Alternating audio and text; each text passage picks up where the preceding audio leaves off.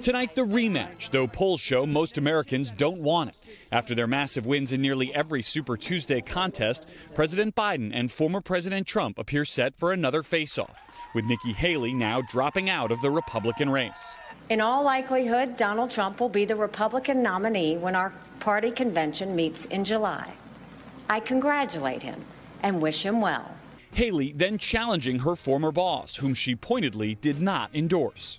It is now up to Donald Trump to earn the votes of those in our party and beyond it who did not support him. And I hope he does that. The battle now on for her backers. President Biden urging Haley supporters to join him in opposing Mr. Trump, writing, "I know there is a lot we won't agree on. I hope and believe we can find common ground." Mr. Trump inviting Haley supporters to join, quote, "the greatest movement in the history of our nation," while boasting Haley got trounced last night. They call it Super Tuesday for a reason.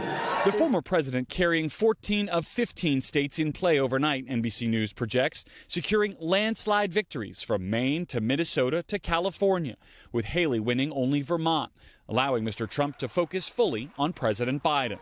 He's the worst president in the history of our country. There's never been anything like what's happening to our country.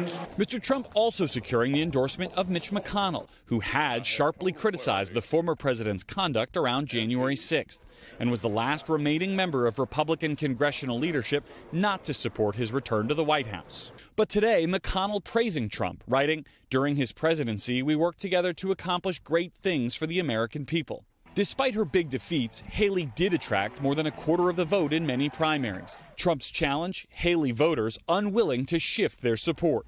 There's no way I want Trump in office. Meanwhile, NBC News projecting President Biden won nearly every Democratic contest, except for a surprising loss in the American Samoa caucus. Recent polls show Mr. Trump leading Mr. Biden in a head-to-head matchup within the margin of error. Now the Trump campaign will look to scale up and shift focus towards November. People shouldn't expect a big change in tone or strategy from the campaign or the candidate. Why? It's working.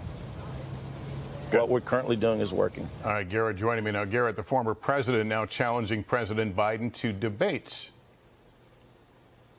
That's right, Lester. After boycotting the Republican primary debates, Mr. Trump says he's now willing to debate President Biden, quote, anytime, anywhere, any place. The Biden campaign responding, not committing to debates yet, saying they will consider it at the appropriate time. Lester? Thanks for watching. Stay updated about breaking news and top stories on the NBC News app or follow us on social media.